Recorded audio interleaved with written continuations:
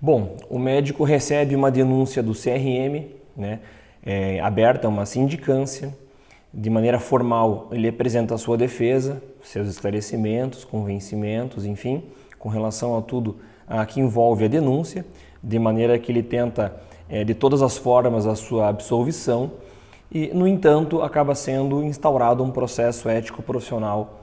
contra o médico. O que muitos médicos, na verdade, são desatentos com relação à sua própria elaboração da defesa, tem muito a ver com o que acontece dentro dos procedimentos internos do CRM, o que, no caso, acaba sendo o relatório circunstanciado.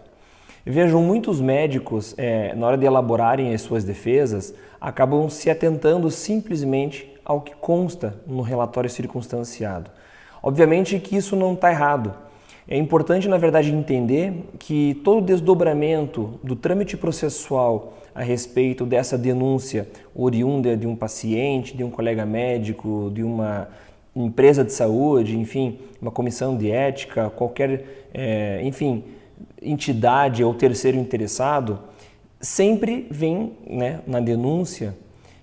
um desdobramento com relação às consequências do que, obviamente, isso tem como consequência o início da denúncia. Então, se essa denúncia foi oriunda de um paciente, obviamente ele vai estar representado pelo próprio paciente ou por seus familiares, assim como também pode ser por advogado.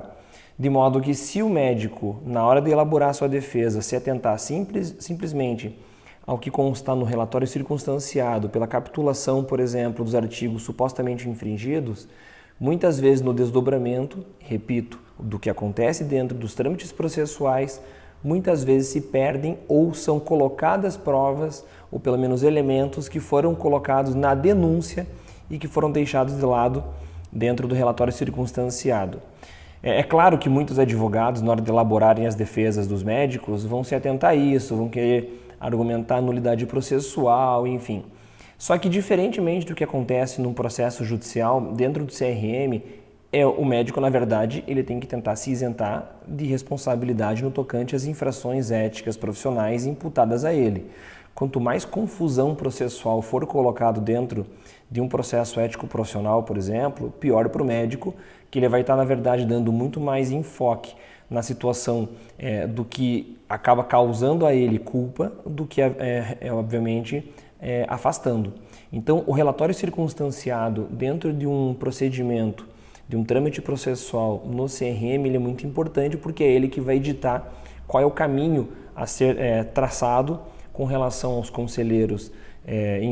ao conselheiro, por exemplo, relator com relação ao seu voto no tocante à pena imposta ao médico, ou pelo menos no que diz respeito ao próprio convencimento aos demais em câmara de julgamento, de modo também que ao médico, na hora de elaborar sua defesa, ele deve sim se atentar à capitulação na qual consta no relatório circunstanciado, mas não deixar de observar tudo aquilo que acompanhou a denúncia, porque é isso que ele vai precisar elaborar sua tese para que, se possível, né, ele consiga a sua absolvição ou ao menos diminui a sua pena, objetivando também lá na frente um possível recurso tanto ao pleno, né, dependendo da pena que o médico sofrer de cassação profissional, por exemplo, como também ao Conselho Federal de Medicina.